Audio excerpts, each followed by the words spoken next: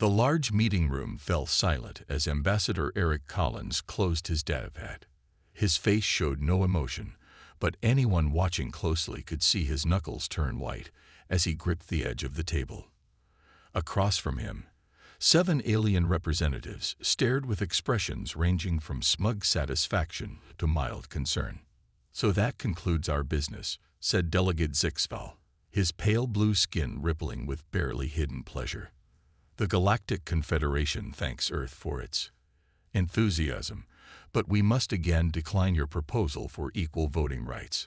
Eric nodded once, stood up, and walked out without a word.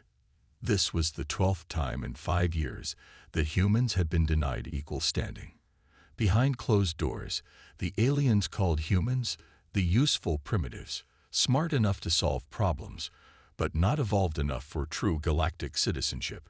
As his shuttle left the massive space station, Eric sent a single message to Earth. Code Artemis. 2 words that would change the galaxy forever. At United Earth headquarters in Geneva, Defense Secretary Natalie Wright received the message during an early breakfast. She put down her coffee, her appetite gone. She had hoped this day would never come, but they had planned for it regardless. "Activate Protocol Exodus," she ordered the AI assistant. "Authorization Write 7 to 73 Delta." The AI's voice was calm. "Protocol Exodus activated. All human citizens across Confederation space will receive recall orders within 30 minutes. Natalie walked to the window overlooking Lake Geneva. The morning sun made the water sparkle. She wondered how many more peaceful mornings Earth would see. Throughout the galaxy, on 26 planets and 43 space stations, humans received the same encrypted message on their personal devices. "Return home immediately." This is not a drill. All contracts terminated. Leave everything if necessary. On the mining colony of Deimos 3, engineer Peter Gordon was explaining a new drill design to his alien supervisor when his communicator buzzed. He read the message twice, then simply removed his work badge, placed it on the table, and walked toward the spaceport without explanation. Similar scenes played out across Confederation space. Human merchants abandoned valuable cargo. Scientists walked out of laboratories mid-experiment. Families packed only essential items and headed to the nearest human ship. The aliens were confused at first, then annoyed, then concerned. Some tried to stop their human workers from leaving. A few succeeded, but most failed. In the Confederation Council chambers, Supreme Counselor Tilax dismissed early reports of the human exodus. "Let them have their tantrum," he told worried junior delegates. "They will return when they realize how much they need our technology and markets. Humans are emotional but practical." Meanwhile, Admiral Joseph Carter watched from the bridge of the UES Defender as the last human transport ship jumped into hyperspace from the edge of Confederation territory. "All accounted for?" he asked his executive officer. 98% of all registered humans have departed Confederation space," Commander Lisa Patol reported. The remaining 2% either chose to stay or couldn't reach extraction points. Joseph nodded slowly. "Begin Phase 2. Throughout human-controlled space, massive energy shields activated, creating an impenetrable bubble around Sol system and its colonies. All communication relays with non-human civilizations went dark simultaneously." In her office at Earth Defense Command, Natalie Wright received confirmation that the isolation protocols were complete. "How long do you think it will take them to notice we're gone?" asked her assistant. Natalie smiled slightly. "They'll notice we're gone immediately. It will take much longer for them to understand what they've lost." On the Confederation capital world of Zentar Prime, the stock markets began to crash as traders realized the implications of humanity's disappearance. Human-designed ship components, medical technologies, and entertainment had become essential to daily life across the galaxy. The peace was over. Humans had simply walked away, and the galaxy was about to learn just how much it had underestimated them. 3 months passed since the humans disappeared. At first, the Confederation treated it as a minor inconvenience. Now, panic was spreading. On the trade hub world of Voxer, Alien merchant Griel Taz watched his inventory system flash red warnings. His warehouse was almost empty of human-designed ship parts. No replacements were coming. How am I supposed to repair the fleet without stabilizers? He shouted at his assistant. Call our contacts in the border systems again. I've tried all of them, his assistant replied nervously.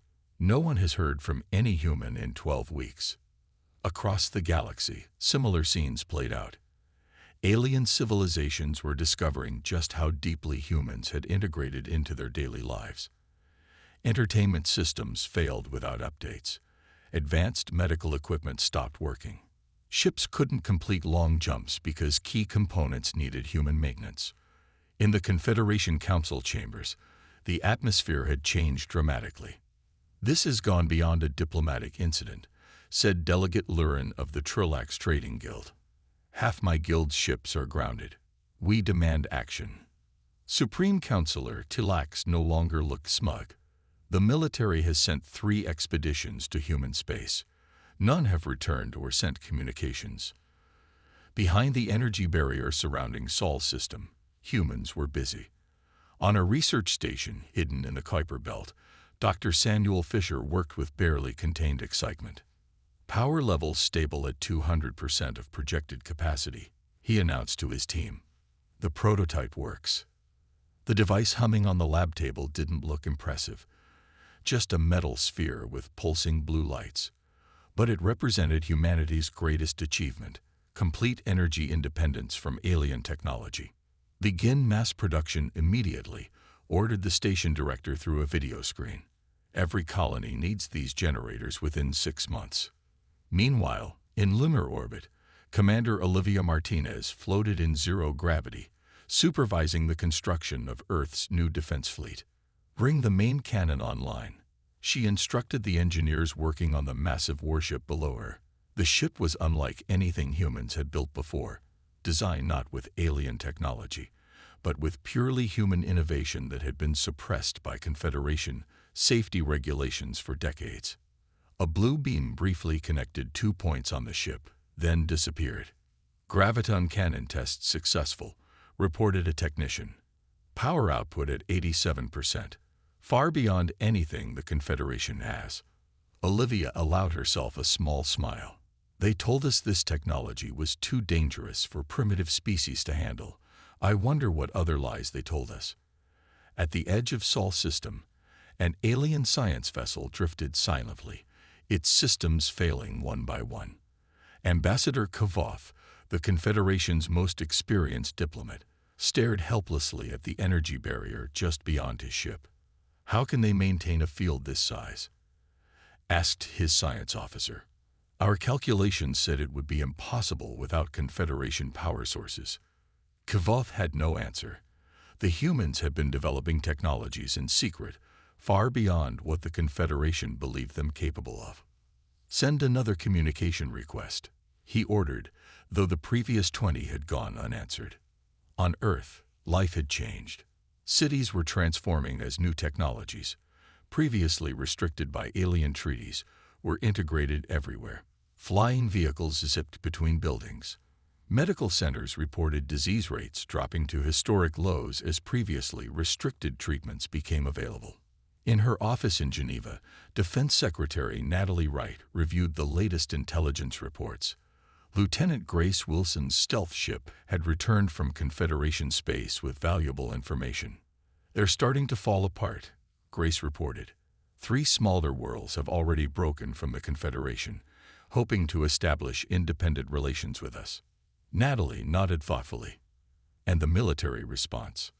Confused and disorganized. They've never faced anything like this.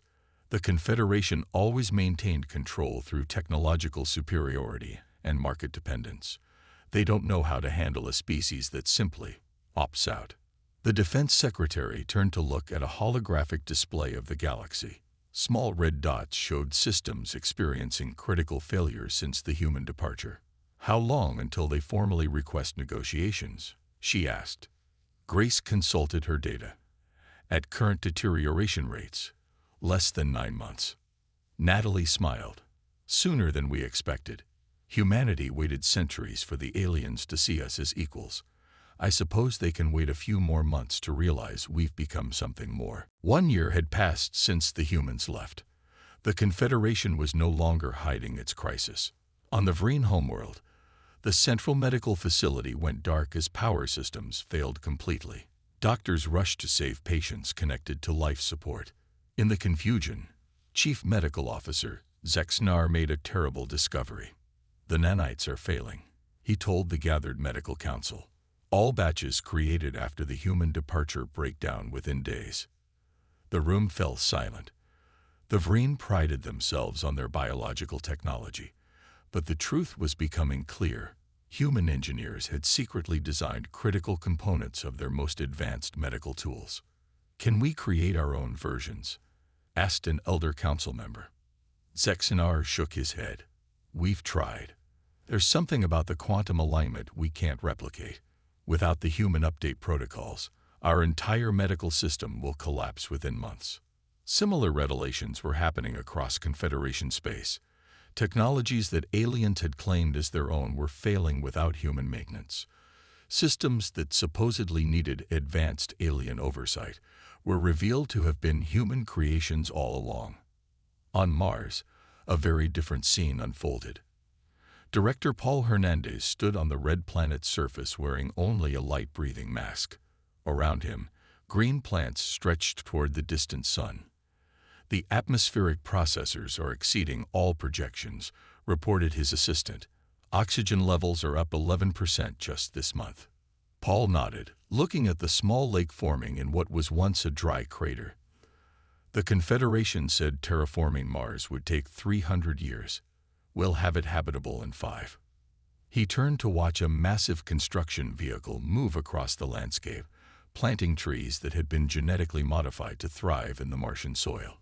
Humanity was transforming their neighboring planet at an impossible rate, impossible by Confederation standards. In the darkness of space near the Confederation capital, the UES Shadowhawk drifted silently, its advanced stealth systems making it invisible to alien sensors. Inside, Lieutenant Grace Wilson intercepted and decoded alien communications. They'd called an emergency council meeting. She told Admiral Carter through a secure quantum channel. All major species will attend. The Admiral's hologram nodded. Can you access their meeting room? Grace smiled. Already done. I planted devices during our last pass. We'll see and hear everything. In that meeting room, panic was spreading among the alien delegates. We must take military action, insisted General Krex of the Zokai Defense Force. Break through their barrier and force them to share their technology. The Supreme Counselor looked tired. 3 more battle groups were dispatched last month. All lost communication when they approached human space. Their weapon systems simply shut down. The room erupted in angry shouts. How is this possible? Demanded a delegate. They were primitives, barely able to reach their own moon when we found them. An ancient alien stepped forward, silencing the room with a raised hand. High Elder Vox of the Ithmal rarely spoke at council meetings. We deceived ourselves, he said slowly. We found humans and saw their potential. It frightened us, so we pretended to help them while placing invisible chains on their development. He looked around the room. Now they have broken those chains, and we discover they were never the students. We kept them as pets when they should have been partners. Back on Earth, Secretary General Alicia Morgan addressed the United Earth Parliament. 1 year ago, we took back our independence, she said to thunderous applause. Today, I can announce that Operation Breakaway is ahead of schedule.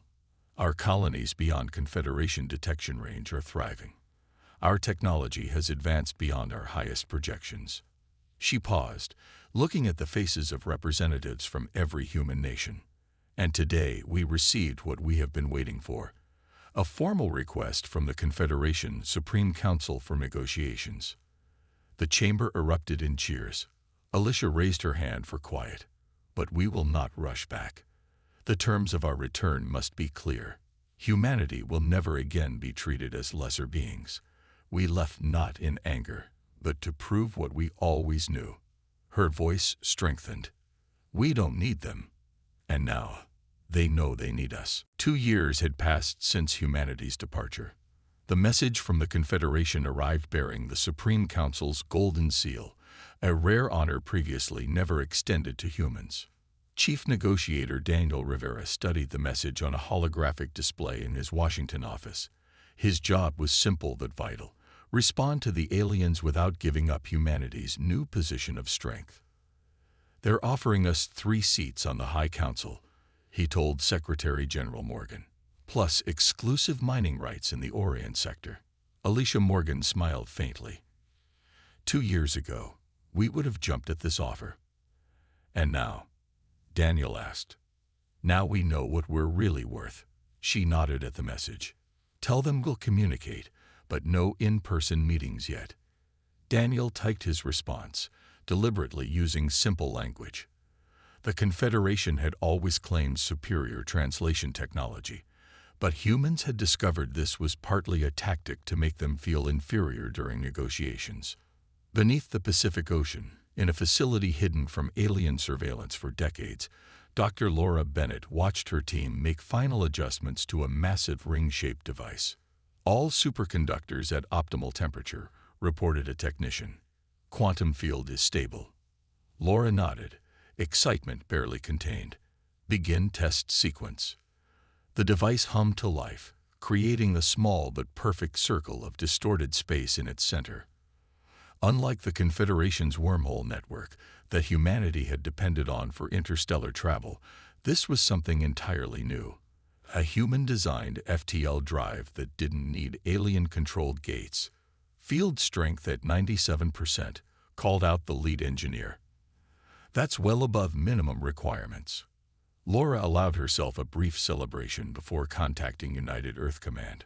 Project Pathfinder is operational. We can begin installing the drives on the fleet within weeks. On the edge of human space, an unexpected visitor arrived. The auxiliary ship waited patiently at the energy barrier, making no attempt to breach it.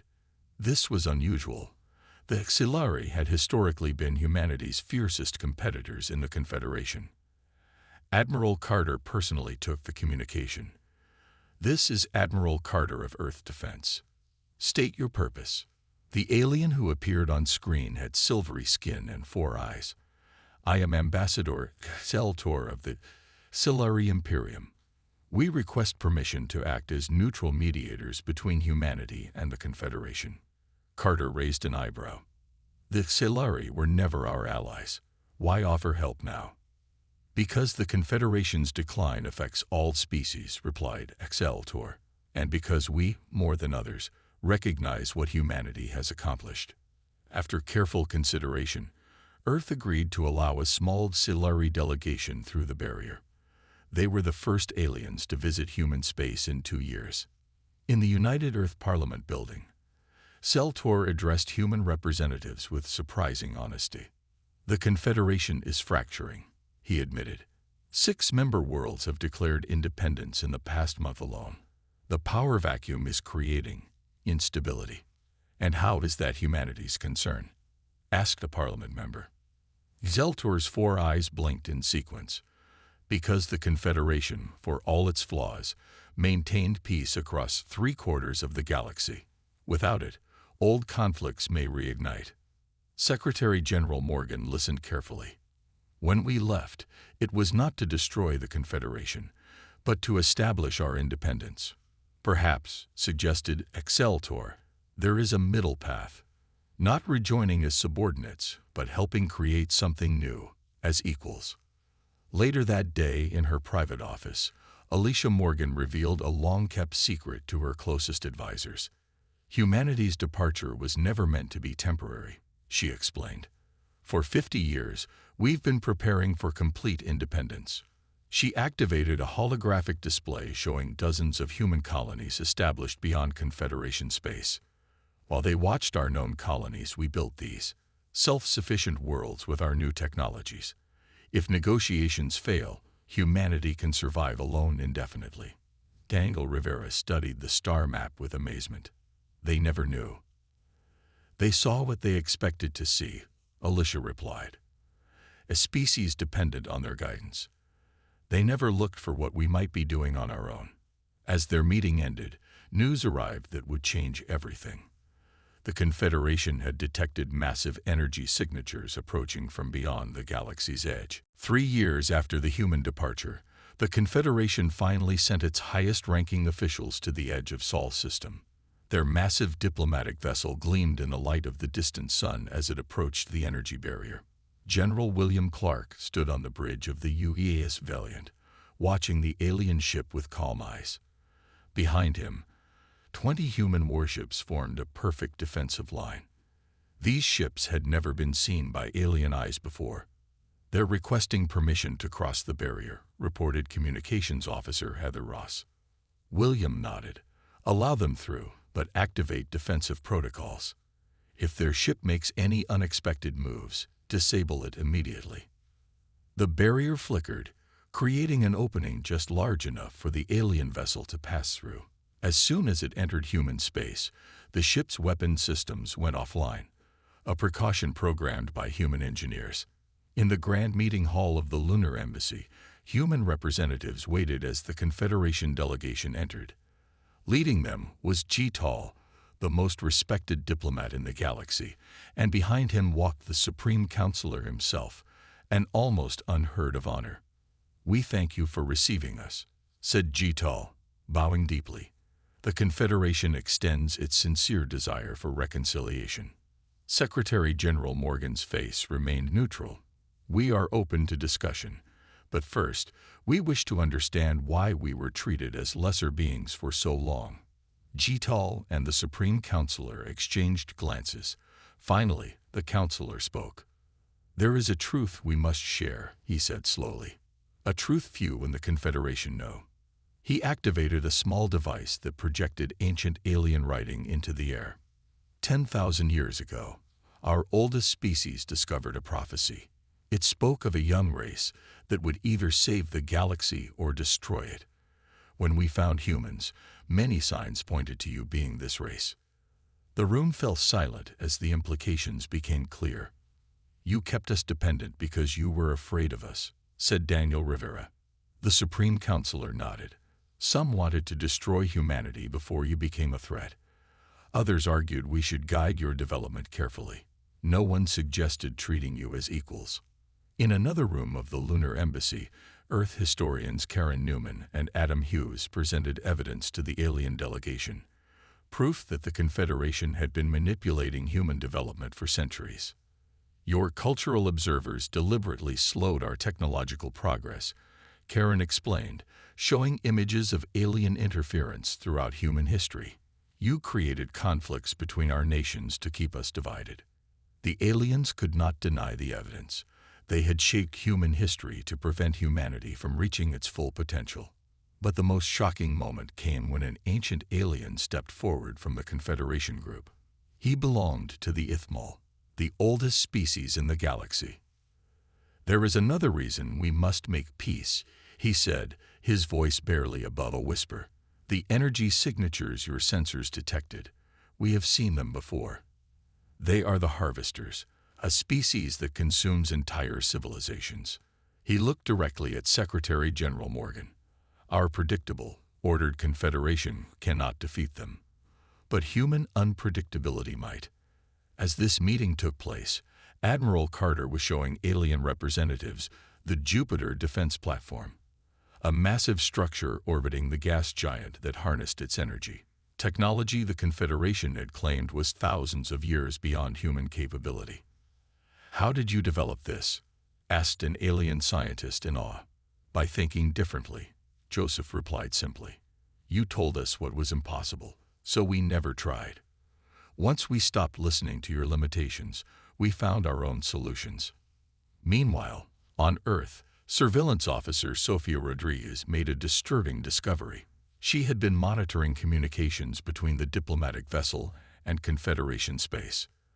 "They're lying to us," she told her superior urgently. "I've intercepted communications between the Supreme Counselor and their military command. Some factions don't want peace. They're preparing for war." Her evidence was clear.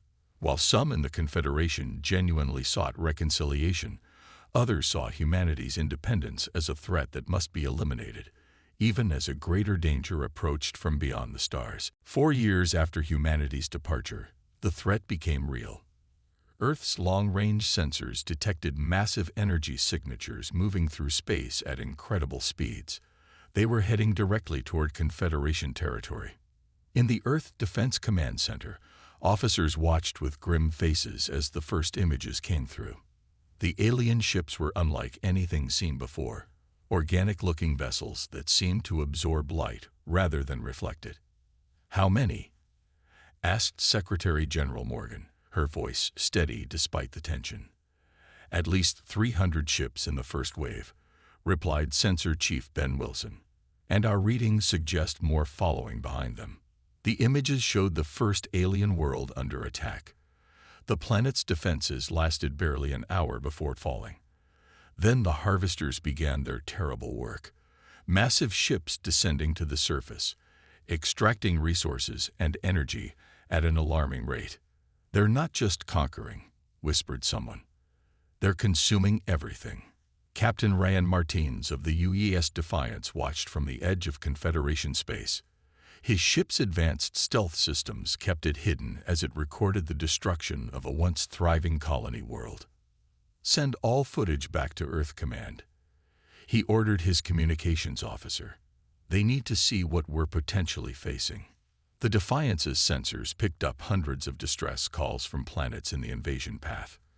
Confederation defense forces were trying to coordinate a response, but they were being overwhelmed by the Harvesters' unexpected tactics and technology. On Earth, the United Defense Council met to decide humanity's response. The room was divided. "This is not our fight," argued Counselor John Fry. "We left the Confederation for good reasons. Let them handle their own problems. If the Harvesters consume the Confederation, they'll come for us next," countered Admiral Carter. "Better to fight them there than wait until they reach our doorstep." Secretary General Morgan listened to all views before speaking. "We need more information before deciding. What exactly are these Harvesters? Why are they attacking now?" On Neptune's moon Triton, Professor Julia Ramirez made a breakthrough that would change everything. Her team had been working on quantum communication technology, a method to transmit messages instantaneously across any distance without detection. "The system is online," she reported to Earth Command. "We can now communicate with any human ship or colony without the Harvesters or Confederation detecting our signals." This technology gave humanity a crucial advantage. But it also revealed something disturbing. As they tested the system, they discovered that the Harvesters were specifically targeting worlds with human influence first. "Look at their attack pattern," Professor Ramirez explained to the Defense Council through a secure quantum link. "They're hitting worlds where humans had the most cultural and technological impact, even though some are less valuable than other targets." In Geneva, Earth historians compared the Harvesters' movements with ancient star charts provided by the Ithmal. A pattern emerged. "The Harvesters have been here before," historian Adam Hughes told the Council. "According to these records, they appear every 50,000 years to harvest advanced civilizations." More disturbing was the realization that the Harvesters seemed to fear something about human potential. On the Confederation capital world, now under evacuation orders, the Supreme Counselor sent a desperate message to Earth. "We were wrong about humanity," he admitted. "Our fear of your potential made us blind to the real threat. Now we beg for your help." Surveillance Officer Sofia Rodriguez continued monitoring Confederation communications. She discovered that not all alien leaders were united in their plea. Some Confederation military commanders still believe they can defeat the Harvesters alone, she reported. "They're gathering a fleet at Centauri Prime." The Defense Council watched grimly as reports came in of that fleet's complete destruction. The Harvesters had adapted to the Confederation's predictable tactics in minutes. As data poured in from across the galaxy, humanity faced its greatest decision: remain isolated and safe behind their barrier, or venture out to face an enemy that threatened all life in the galaxy. 4 years ago, we walked away for our own freedom. said Secretary General Morgan. Now we must decide if that freedom comes with responsibility. 5 years after leaving the Confederation, humanity made its decision. The United Earth Parliament voted overwhelmingly to intervene against the harvesters, not out of obligation to the Confederation that had mistreated them, but because it was the right thing to do. We will fight, Secretary General Morgan announced to the people of Earth, not as members of the Confederation, but as defenders of all life in this galaxy. The newly commissioned First Fleet gathered near Jupiter. 100 warships of human design, powered by technology the aliens had claimed was impossible. At their center was the flagship UES Redemption, the largest vessel humans had ever built. Admiral Carter stood on the bridge, looking at the assembled fleet with pride. "All ships report ready, Admiral," said Commander Lisa Patel. Joseph nodded. "Begin Operation Lightbringer." Across the fleet, Dr. Bennett's new FTL drives activated. Unlike the Confederation's wormhole network, these drives allowed ships to move faster than light without fixed gates or predictable routes. The human fleet vanished from Sol's system. On the besieged Confederation capital world of Zenter Prime, alien defenders were losing hope. 3 harvester ships had broken through their last defensive line. The massive organic vessels hovered over the capital city, beginning their terrible harvest. Suddenly, the sky lit up with weapons fire. The harvester ships turned to face this new threat, but they were too slow. Human ships appeared seemingly from nowhere, firing weapons the harvesters had never encountered. "This is Admiral Joseph Carter of the United Earth Defense Force," came the transmission across all frequencies. "We're here to help. Fall back and regroup." The Confederation defenders watched in amazement as human ships engaged the harvesters with unexpected tactics. While alien battles had always been fought according to established rules and patterns, the humans were unpredictable, attacking from multiple directions, using decoys, and changing strategies mid-battle. On board the UES Redemption, Chief Engineer Frank Morris activated a system known as the Lazarus Protocol. Throughout Confederation space, dormant human technology hidden in countless devices suddenly came back online. Communication systems, defensive shields, and power grids that had been failing began working again. "The backdoors we built are functioning," Frank reported. 87% of human-designed systems across Confederation space are back online. This was humanity's first gift to their former supervisors, returning the technologies the aliens had come to depend on. In the Confederation Council chambers, Ambassador Linda Powell addressed the surviving alien leaders. Unlike previous human diplomats who had been humble and eager to please, she stood tall and spoke with calm authority. "We don't need your permission anymore," she told them. "We're here to save you despite yourselves." The aliens had no choice but to accept human help. Their military forces fell under Admiral Carter's command, adapting to human strategies that confused the methodical harvesters. On the front lines, human and alien soldiers fought side by side. The harvesters, who had expected the predictable tactics of the Confederation, found themselves facing a hybrid force that adapted constantly. For 2 weeks, the combined fleet pushed back the first wave of harvesters. Victory seemed possible. Then long-range sensors detected a second, much larger harvester fleet approaching. "We need to retreat and regroup," advised the Confederation's military leader. "We cannot stand against so many." Admiral Carter studied the tactical display. "Agreed. All forces fall back to the rendezvous point." As the Allied fleet retreated, Dr. Bennett made a startling discovery about the harvesters. "They're not attacking randomly," she explained to Carter. "They're targeting worlds where we've used quantum communications. Something about that technology terrifies them." The revelation shocked everyone.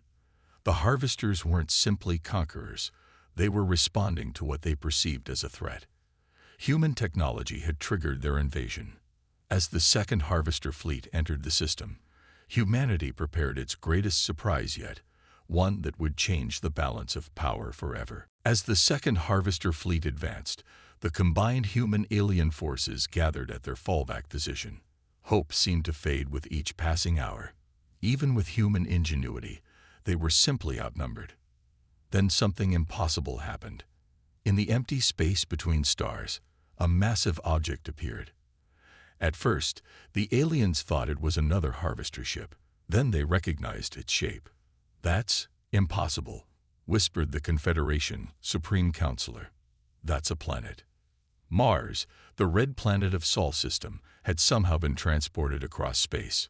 Its surface now bristled with weapons unlike anything the galaxy had ever seen. What the aliens didn't know was that humans had been transforming Mars into a mobile battle platform during their years of isolation. "This is Commander Olivia Martinez of Mars Defense Command," came the transmission. "We heard you could use some help." The harvesters, sensing this new threat, diverted their fleet toward Mars. It was exactly what humanity had planned. "Now," ordered Admiral Carter. Across the battlefield, human ships activated a technology thought impossible by Confederation scientists, space-folding devices that temporarily bent the fabric of reality. The harvesters found themselves trapped in overlapping fields of distorted space, unable to coordinate their attacks. While the aliens watched in amazement, President Victoria Reyes explained humanity's master stroke to the Confederation leaders. "We left the Confederation not out of spite, but because we needed freedom to develop without your limitations holding us back," she said. "Everything we've built in 5 years was for this moment." The Confederation finally understood. Humans hadn't isolated themselves out of anger, but to save the galaxy. Meanwhile, Commander Scott Price led a special operations team that infiltrated the Harvester command ship. Using stealth technology developed in secret, they moved through the organic vessel, planting quantum disruptors at key points. Inside the ship, Scott made a shocking discovery. The Harvesters weren't simply conquerors, they were refugees, fleeing something even worse from beyond the galaxy. Their harvesting was how they survived, consuming civilizations to fuel their endless flight. "They're running from something," he reported back to Admiral Carter. "Something that destroys entire galaxies." On the bridge of the UES Redemption, Joseph made a difficult decision.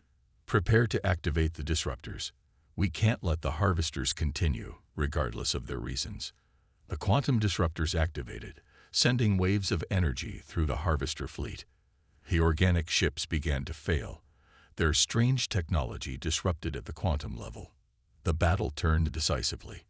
Without their coordinated hive mind, individual harvester ships fell to the combined human-alien fleet. Mars defense platforms' weapons destroyed the largest threats, while smaller vessels mopped up the remaining enemy ships.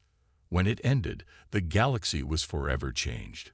Both humanity and the Confederation had suffered great losses, but together they had stopped an enemy neither could have defeated alone. In the aftermath, President Reyes addressed the gathered leaders of all species. Instead of rejoining the Confederation, she proposed something new. "Today marks the end of the old order," she declared. "We propose a new alliance, the Galactic Union. Not a system where any species rules over others, but true cooperation between equals." The Confederation, humbled by both human ingenuity and generosity, agreed. The old system was dead. Something better would replace it.